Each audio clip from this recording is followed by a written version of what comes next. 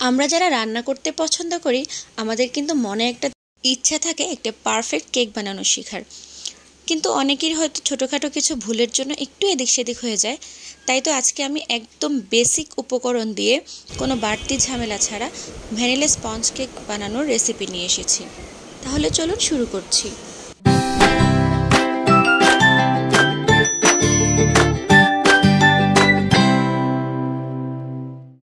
প্রথমেই আমি এখানে রুম টেম্পারেচারে থাকা 4টি ডিম নিয়ে এর কুসুম এবং সাদা অংশটাকে আলাদা করে নিচ্ছি।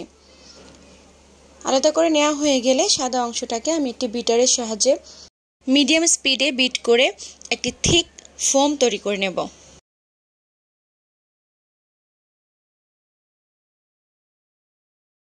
আমাদের ডিমের সাদা অংশটা কিন্তু ফোম করে নেওয়া হয়ে গেছে, দেখুন একদম ঠিক হয়ে গেছে।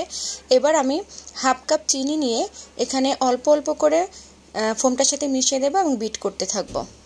চিনিটা মিশানো হয়ে গেলে এবারে আমি হাফ কাপ সয়াবিন তেল নিয়ে আমাদের ডিমের ফোমটার সাথে অ্যাড করে দেবো এবং বিট করে মিশিয়ে নিচ্ছি। আর দিয়ে দিচ্ছি 1 চামচ ভ্যানিলা এসেন্স।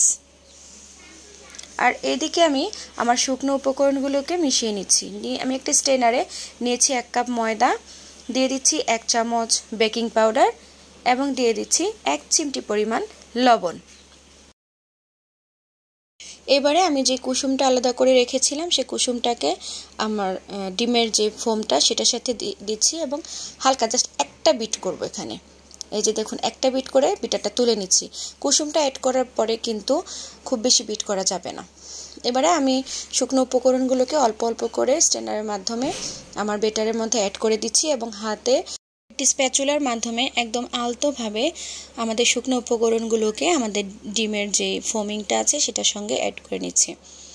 এখানে কিন্তু খুব রাফভাবে নাড়াচাড়া করা যাবে না, খুব তাড়াহুড়া করা যাবে না, খুব সফটভাবে কাজটাকে করতে হবে। আপনাকে একটা জিনিস খেয়াল রাখতে হবে, ডিমের যে ফোমিং ভাবটা সেটাকে নষ্ট হতে দেওয়া যাবে না। আমাদের মেশানো হয়ে গেছে। এবারে আমি এখানে একটি স্কোয়ার শেপের মোল্ড নিয়ে নিয়েছি এবং মোল্ডের মাপ অনুযায়ী একটা কাগজ কেটে এর মাঝখানে দিয়ে এর মধ্যে একটু সয়াবিন তেল দিয়ে আমি একটা ব্রাশের সাহায্যে ব্রাশ করে দিচ্ছি। অয়েল ব্রাশ করা হয়ে গেলে এবারে আমি আমার কেকের ব্যাটারটাকে সম্পূর্ণ এই মোল্ডের মধ্যে ঢেলে দেব।